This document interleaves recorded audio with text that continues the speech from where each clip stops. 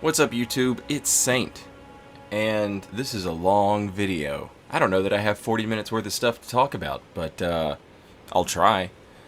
This is the newest character that I've been working on. I've been doing a playthrough making a madness build, and the way I make builds is I find one thing that I think is cool, and then I'll find another thing that I think is cool. So I've got like these lists of things that I think are cool, right? And I'll see which two I can like mash together. So when I made my beast paladin, it was like, alright, I want to use beast incantations. Those seem cool. I want to make like a werewolf guy. And then on the other list, or I guess the same list, there was McKellen Knightsword, a weapon that had low faith requirement. So low faith incantations, low faith requirement sword, match made in heaven. Boom. Beast paladin, right? Same thing with this build. This is, I had two things. Madness, which I always make like a chaos servant build. Going back, like Dark Souls 1, my chaos servant was just like chaos servant. Like there was a covenant called the Chaos Servants. So I had to build Pyromancer that I used, and I knew when Elden Ring came out, I was going to make that build again. And, you know, I saw it catch flame and stuff like that, and I was like, alright, cool. So yeah, that's what I'll do. But, as I'm playing through Elden Ring for the first time, I encountered an NPC, and the NPC was like, oh, he's talking about chaos. But he was talking about the Flame of Frenzy, and I was like, oh, okay. So I always try and make my characters like lore appropriate or whatever. So I made it my Pyromancer like I typically do, but that person was no longer the Chaos Servant. The Chaos Servant is now this Flame of Frenzy dude, which Flame of Frenzy spells still do fire damage, so it's still pretty much there. And I wanted to use the Golden Order Greatsword, which is basically like a moonlight greatsword made out of like sunshine rays. And those two things fit perfectly together. High faith for the greatsword, high faith for the spells. You're a crazy person, you know, it all worked out and all fit together. And so as I'm making these builds, you'll see me post these videos with low-level invasions on them. And the reason that is because that is, in my mind, I think the most natural way to do invasions. It's like the intended way. The game gives you fingers at like different times. You can buy them from vendors. Early on, you can buy them from vendors. That's what I do.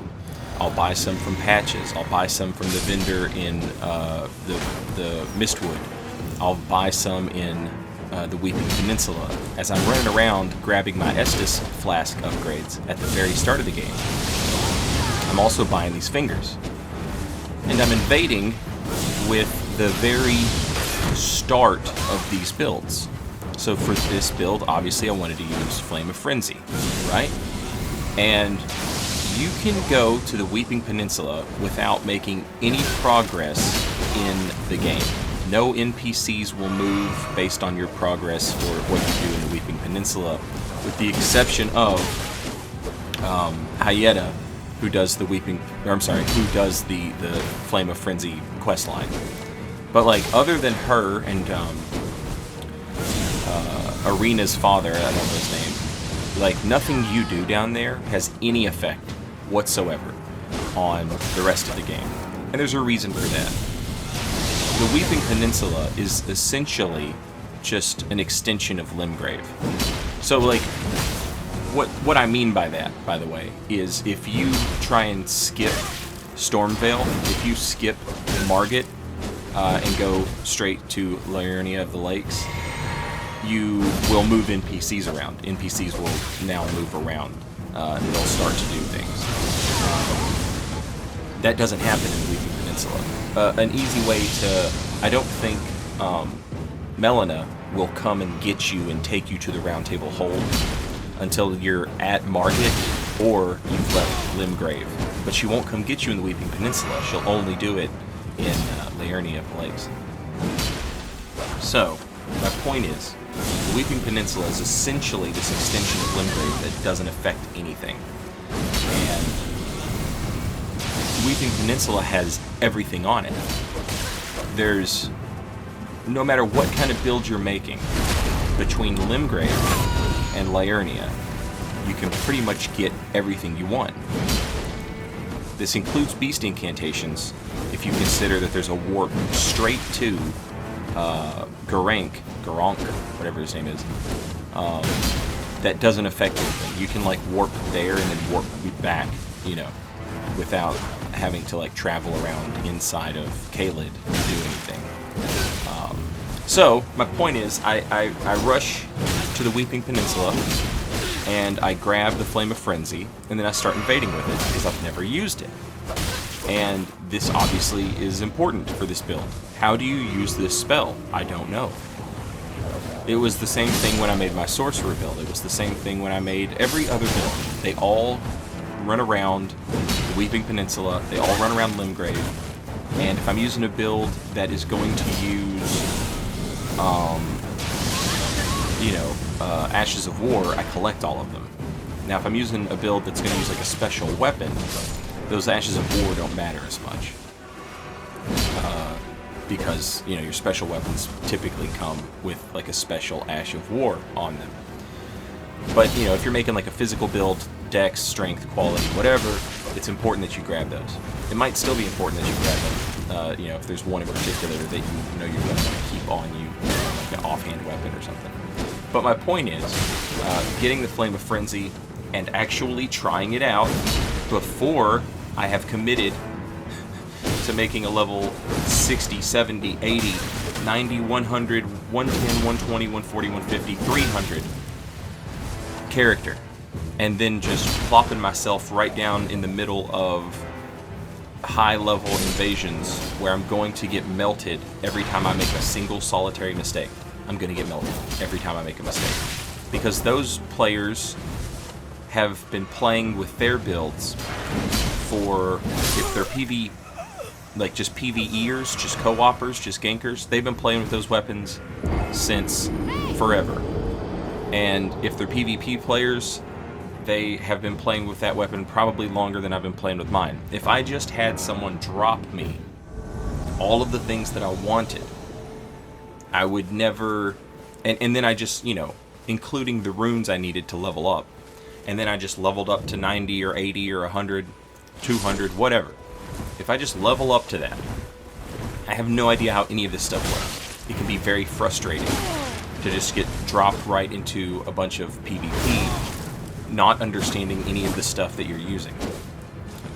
A lot of times I like advocate for people who want to like learn how to invade. I'll advocate like, please go do duels for a minute. You're gonna fight really mean setups, and that's good. And then also, you'll learn how to win a one-on-one fight, which is the best case scenario that you can have as an invader. The best case scenario is the phantoms are all gone, and it's just you versus the host. But like that doesn't matter if you don't know how to win a one-on-one fight and they know how to do that, right? Especially if you've got like one gimmick and you're gonna try your gimmick and they know it, they know how to counter your gimmick. Okay, well what do you do now? You just lose. And that can be frustrating. Let's say you played like Rambo, you know, like super sneaky, setting traps, commando style or whatever. Fine, you get rid of everybody. You beat the two phantoms. You beat all the blues that come in. You've outsmarted everybody. But you have to, at a certain point, you have to beat the host. And if you don't, the host is just going to keep summoning people to help him. You have to put, like, you know, you have to win that. At a certain point, it just turns into a fight, and you have to win it. And the quickest way to learn how to win a fight is to go do duels. So, that's one of those things that, like, I have advocated for forever. going back to like Dark Souls 3. Back when Dark Souls 3 invasions, everybody said they're really hard. You fight multiple people, and it's like, yeah, you do. And when you get somebody down to just themselves, they can run away and just summon again. Yeah, they can. So, two things. One, learn how to beat them. And two, and probably more importantly, learn how to beat them when they have their friends. Because an invasion is the easiest to win when the host and his phantoms are all together. Because the host will make dumb mistakes. Because he feels untouchable, unkillable. Because he's with his buddies, right? And his buddies are going to protect him, and they've protected him this whole time. So that's when he's at his weakest, is when he's with all of his friends. And if you beat him while he's with all of his friends, that's the most, that's the most unexpected outcome for that host. And so that's when that host is like at their weakest, is when they don't have it, they have all their friends, they feel like the whole thing is on their, everything's going their way, everything's coming up Millhouse. So that's important. But in the same way that is important, and I know I just kind of ranted for a while about that, but in the same way that is important, and the same level of importance, learning what your build does is important. These spells that you're watching me use in these invasions, this is me using these spells for the first time. I've not seen them before. I don't know, I've seen people use them. I've had them use them on me. But I've never used them. I don't know what they do. I don't know how they work. I don't know how madness buildup works. I don't know how self-inflicted madness buildup works. I don't know that stuff because I haven't done it. Another thing I would like to say, real quick, as if anything I say is real quick, is that I'm still kind of like in there's no kind of about it. I'm still in a honeymoon phase with this game. I absolutely love playing through this game. I love playing through this game with different builds. Hey, let me try a strength guy. Hey, let me try a magic guy. Let me try crazy guy with madness stuff. Let me try pyromancer. Let me, obviously the end goal of every playthrough I do is to have a finished invader. But I'm actively enjoying my playthrough as I play through the game. Now, if you're not having that, then, you're just gonna have a different whatever than me. It's crazy to me. It is insane. But when I started uploading PvP videos, I would get comments from people who were like, yeah, I don't care about the game, I just like the PvP. And, I don't understand that. I legitimately do not understand that mindset or whatever. Don't get it. Just don't get it. But that's not how it works for me. I'm enjoying fighting the bosses with these madness spells and, trying to figure out this build.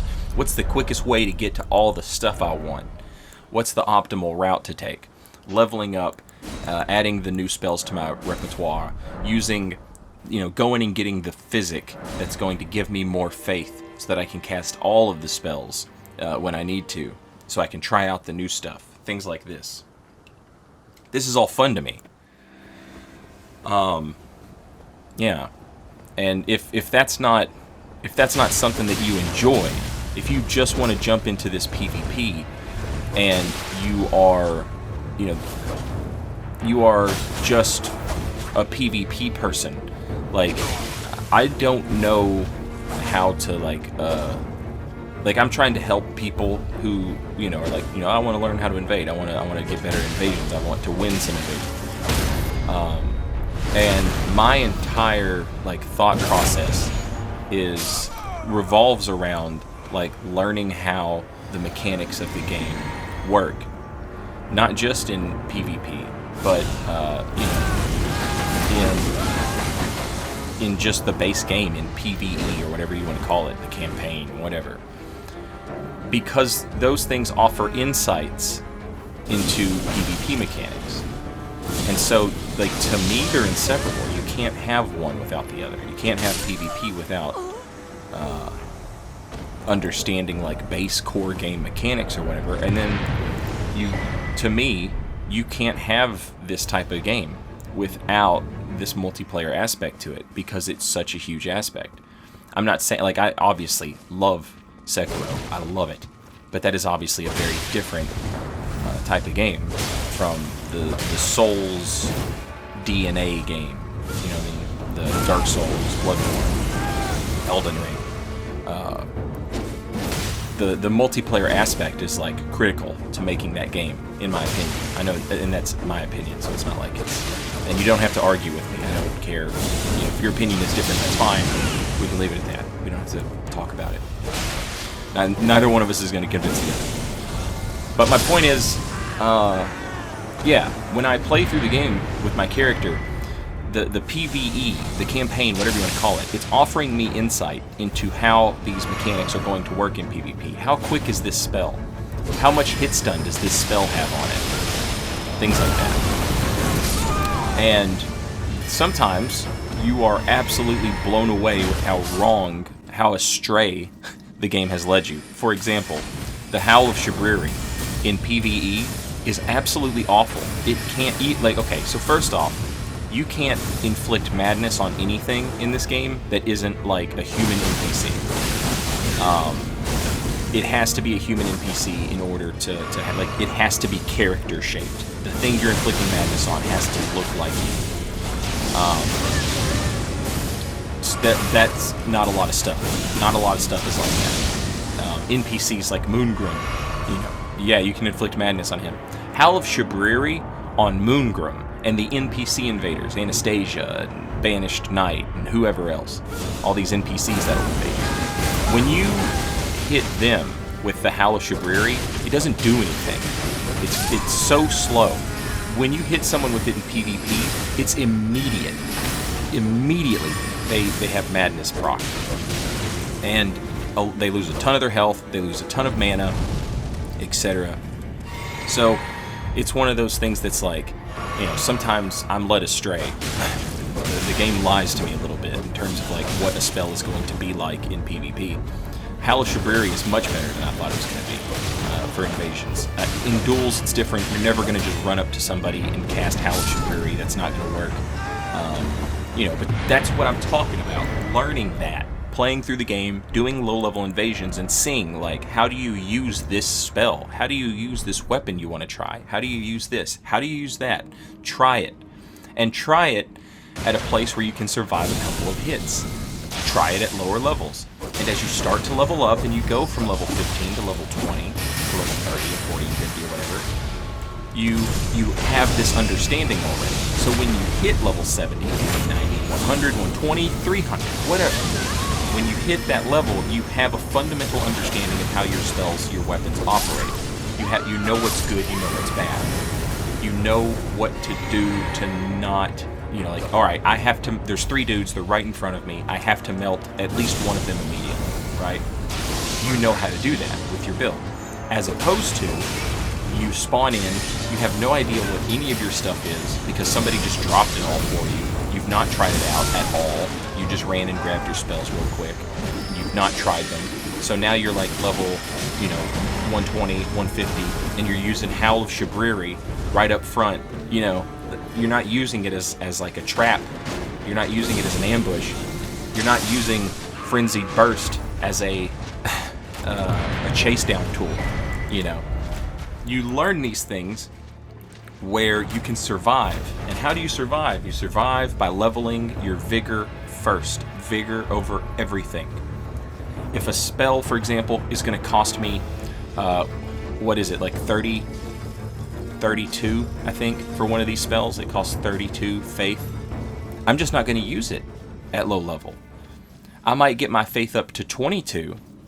Actually, what I'll do is I'll get my faith up to, you know, 17. Then I'll go grab the Faith Talisman. Now my faith is up to 22. Then I'll go grab the Faith Knot for the flask. And when I drink that, my faith is up to 32. Now I can cast that spell. But I'm not going to level up to 32 faith and leave my vigor hanging. when you're level 20, level 30, and you're doing invasions, you should have 30 vigor at the very least. Because you're going to get hit, and you're going to get hit by overleveled phantoms. And overleveled phantoms do insane damage. And they do insane status buildup. So, if you get hit by Rivers of Blood by like a level 200 plus 10 Rivers of Blood, I don't know, is Rivers of Blood a somber weapon? I assume it is. Let's just say, Rivers of Blood, and it's max upgraded. And that's doing like 300 bleed buildup on your level 30 character. You're not going to survive that. You need to have 40 vigor. You should probably have the Erdtree Talisman or something, you know, some kind of Cerulean, or no, Crimson Talisman as well, so that you have some extra HP as well, right? Otherwise, you're not going to survive that. So, vigor over everything. Find other ways to reach the requirements to use your spells or your weapons or whatever you're wanting to use. Find other ways to do it besides, you know, sacrificing vigor. That's the one thing you cannot sacrifice. And then, part 2 of the same conversation, the Scar Seals and the Source Seals. Every time I stream and I'm making a character, someone who has not seen the stream before will ask, why are you not using Scar Seal? Why not use Source Seal? And the reason is that absorption penalty. Now that absorption penalty may not, if you're an invader and you invade like some honest co-opers, whatever, that penalty might not ever affect you. But you are going to invade over-leveled phantoms at some point. At some point, you're gonna, and they're gonna hit you for they're gonna one-shot you, and that's it. That's over. So, if I was gonna make a Scar Seal or a Source Seal build, it would be a build that just wasn't gonna have very much vigor, because there's no point. If you're putting points into vigor and using the Scar Seal or the Source Seal, like, the moment you meet an overleveled phantom, like, you cannot get hit regardless. It's over. So, I don't use them. I'm more worried about, I just want to be able to survive, you know, at least a couple hits. That's all I'm worried about. If I can survive a couple of hits, you're not going to catch me off guard again. You know, the first time you get hit with Moonveil, and it was behind you, you know what I'm talking about? You're looking at one person, and then another person sneaks up behind you and hits you with Moonveil. Alright, you get to do that to me once, right? And there's nothing I can do about it. But once it happens, now I know Moonveil's there. I'm gonna look at Moonveil guy. That dude's not going off my screen for the rest of the invasion until one of us is dead. If I'm wearing Scar Seal or Source Seal, and he does that, that's it. That's the end of the invasion. I'm not cool with that. That's not how I make my builds. My builds will focus on being able to survive over doing a bunch of damage until it's time for them to start focusing on doing a bunch of damage. So in the last invasion, I was using the whatever that sword is. I can't think of its name right now. I'm getting its name and the name of the claw mixed up in my head, and I can't think of what to call either of them. The little sword, it's made of light. That was a sword that I was like, oh yeah, it'd be cool to use that. And so like as I'm playing through the game, I run and grab that, and I'm like, oh yeah, I've wanted to use this, and this is the perfect build for it.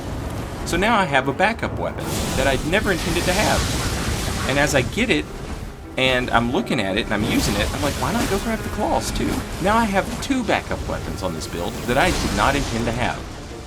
And it's just a happy coincidence. They're gold, they fit in with my you know, King in Yellow thing that I'm going to be doing. They fit in with all of it, and it just happy little coincidence. And it's a happy little coincidence that I would not have considered until I played through the game and actually grabbed the stuff. But here we are.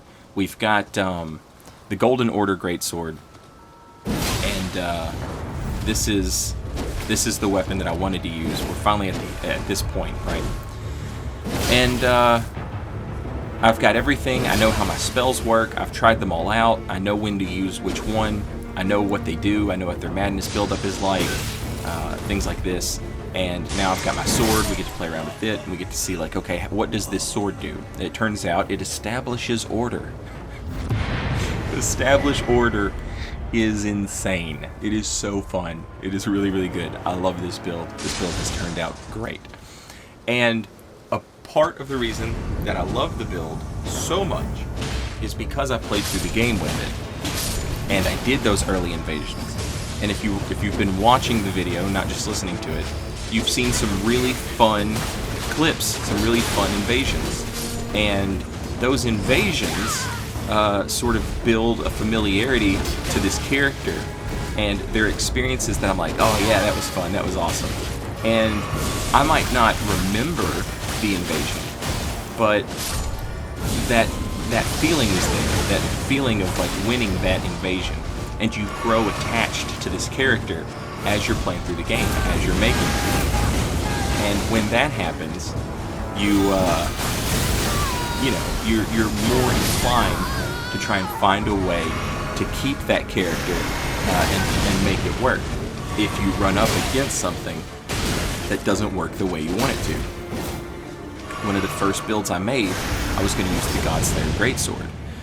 Well, the Godslayer Greatsword was not the weapon I thought it was. I thought it was going to be a faith weapon. It's not. It's a quality weapon. It's just a quality weapon with some faith scaling. That's it. Very little faith scaling, just a huge faith requirement. But most of its damage comes from physical stuff. So, yeah. If I had just had someone drop me the stuff for that build, and then I ran and got the spells I wanted to use, I would have jumped into an invasion. The Godslayer Greatsword would have done garbage damage on that build, and I would have been like, this weapon sucks, and this build sucks, and I would be done with it. I wouldn't try, I would just be disappointed. Man, I wasted 4 hours on this. As opposed to, like, I've spent 30 hours with this build. This is my dude now, I'm gonna make him work. And it's easier to make him work. I'm not saying that, you're not gonna get absolutely deleted. You're gonna get deleted. But I don't care. It's fine that I got deleted. I don't hate this guy now, because sometimes I'm gonna be the one who does the deleting. You win some, you lose some. But if the majority of your invasions are you getting deleted, you just fundamentally don't understand the game. I'm sorry. That's all there is to it. Like, you should not be getting deleted all the time. I run off cliffs all the time. I run into a wall all the time. I, put my back up against a rock that I didn't know was there. All the time. All the time these things happen. Fall off a ladder, etc. Whatever. That stuff's gonna happen. It's gonna happen. But it shouldn't be the majority of... That's, you know what I mean? Like, that's not the majority of my invasions. Occasionally... No, not occasionally. All the time. All the time I'm fighting a guy, a dude walks up behind me and hits me for 1200 damage, and then I get comboed into something else and I die. All the time. All the time. But those invasions are not the majority of my experience. The majority of my invasions are me fighting, and do I win the majority of my invasions? I don't think so. Maybe. But if I do, it's close, like it's close. But, what the hell, like, my losses, sorry, kind of lost what I was going to say. My losses are not, they're not losses like, oh, nothing I could have done to, they're just fights that go on. I drink all my Estus. You know what I mean? I lose. Sometimes you start in a really hard to win situation and it's hard to come back from it. Sometimes that happens and you lose that way. There's there's no one very annoying way that I lose every invasion. And if there was, I think I would have the wherewithal to sort of zoom out and be like, what am I doing wrong? What is happening? What do I not fundamentally understand? Because there's no other explanation for me losing this often this bad. Oh, it turns out I have 15 hit points or whatever, you know. I probably shouldn't have both scar seals on my build. There would be something fundamentally off, you know. But yeah, like at the beginning of this video, showing off this build, showing off the Flame of Frenzy, you know, you saw me lose a bunch of invasions back to back, where I'm trying to learn how this spell works. I'm trying to learn, you know, how does this operate? Where does it hit? When people cast it at me, it seems like it's impossible to dodge. It seems like you just have to run away from it. Now that I'm using it, I see people actually dodging it. The Flame of Frenzy. The other one, the beam, the optic blast from the eyeball. That one, like, it got patched recently, which I think is what's going on here. But people would blast me with that from like across the screen and just insta-proc madness, and that's not happening for me. And so, you know, okay, well that must be what they patched. They probably patched that, because I know it got patched, I just didn't know what it was. It had to have been that, because I am not proccing Frenzy or Madness. I'm not proccing Madness with one Frenzy Burst. That's the name of the spell. Now, Hellish Shabriri, on the other hand, yeah, that's like instant Madness. That's instant Frenzy, which is, you know, that's great. But that's not the same thing. There's a good chance that, you know, the burst is going to hit somebody, because it's so fast. It's so fast, you know. But the Hellish Shabriri, you can't just like walk up and cast that, because it's slow to start up. You have to, like, you know, catch somebody like rolling in a corner or coming around a corner. You know, there has to be like some sort of positioning in play there. The Hellish Shabriri is not the same thing as, like, you know, the Ivy Blast, the Frenzy Burst, whatever it's called. Inescapable Frenzy. Like, this thing's awesome. I love it. But I don't have a ton of poise. I don't have a ton of... And there's no hyper armor on it that I can tell. So, like, Poise Flask. I'm going to drink that Poise Flask, and then I'm going to grab it. But, like, I'm not going to do it right off the bat, because it's not going to one-shot you. And if it's not going to one-shot you and I just give away what I'm doing, if I give away with my gimmick, then how much stamina this dude has? What in the hell? Anyway, if I just give away my game plan, then when it comes, you know, like, that's it. Now you know it, now you're not going to fall for it again or whatever, right? So I use it when I know it's going to kill him. Because one, it makes for just an excellent ending to an invasion. It's so cinematic, it's so cool looking. And two, like, it's a good trick, but you only get to use it once, you know? So, yeah, that's my thought process or whatever. And that's a thought process, that learning, okay, there's no hyper armor on this spell, and this build doesn't have the poise to back it up. So, like, if I'm going to get away with it, I'm going to need infinite poise. How do you get infinite poise? You get it with the flask. You know, learning that, putting that into practice. That's stuff that comes playing through the game with the build, doing invasions at low level, seeing what works, seeing what doesn't work, and figuring out, like, what I can do to make this work. Because again, I'm kind of held hostage by this build at this point. I've been playing him for 40 hours. You know, I'm not going to give up on it. I'm going to find a way to make it work. And if something doesn't work, then, you know, we can make adjustments, we can change some stuff. But, you know, I'm not going to give away Inescapable Frenzy. This dude already gave away what he's doing, right? Remember? He's just going to do that.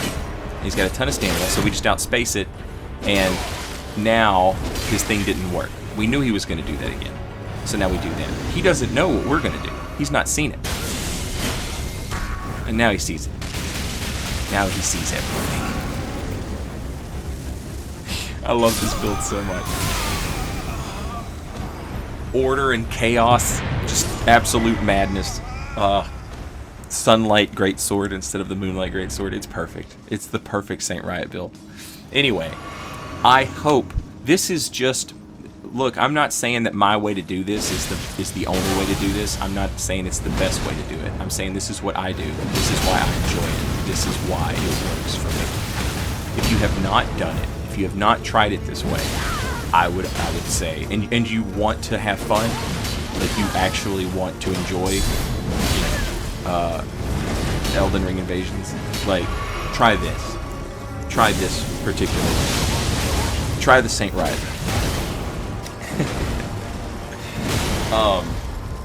It wouldn't work for me any other way. Not right now.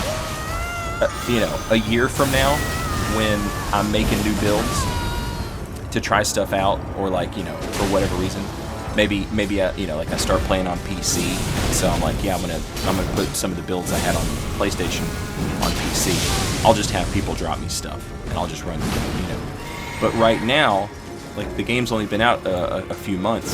This is like I'm still in my like learning how to do stuff phase, and I'm one of those people who learns how to do stuff by playing with it, getting my hands on it, touching it. You can't tell me stuff. I have to do it myself. And if me talking and whatever like gives you some insight and like allows you to learn or whatever, cool, great. But if you're like me, this is me telling you, like, you should try this, you should grab this stuff, and, as you're grabbing Invade early on, learn what you're playing with. Have vigor, for the love of God. Vigor over everything else. There are other ways to meet the stat requirements you want besides the Sore Seals and the Scar Seals and stuff like that. Your damage early on is all dependent on your weapon upgrade or your stats anyway. Your stats don't matter as much as your weapon upgrade, so don't worry about, well, this thing's got, B scaling in dex. That's nothing. You're getting more damage from the base upgrades than you are putting points in the stats. Now, if you get a hold of a Talisman that gives you +5 stats, okay, well, that's 5 stats for free that you didn't actually have to spend. So yeah, that's obviously worth it. Something like that is obviously worth getting and using. But if it's you sitting at the Grace having to decide between Vigor or Strength, Dex, and Faith, whatever, Vigor should win that argument every time. Have just enough stats, use the thing you want to use, and everything else is Vigor up until you hit 40 Vigor. Now start putting your stuff in. But as you're leveling up and we're getting above level 60, level 70, it's time to start going back into Vigor again and get it up to 50, etc. At each milestone, it's time to put 10 points into Vigor, because you're going to get deleted if you don't have it. And if you don't have Vigor and you get deleted, you're not going to have a good time. You're going to have a bad time. Don't have a bad time. I hope this helps you not have a bad time. I'm Saint Riot. Thank you for watching this 40-minute video. This is Guts from Berserk, and I've never read the manga, so I don't know much about him. But I guess he's just a loser who quits when things get tough, because that's what I've gathered from this one invasion. I hope that didn't make you Berserk fans mad, but that's what's going to happen. That's what I think Berserk is a quitter. I think he's a loser who quits. Leave a comment and tell me if Berserk is a quitter. Like and subscribe. Later, y'all.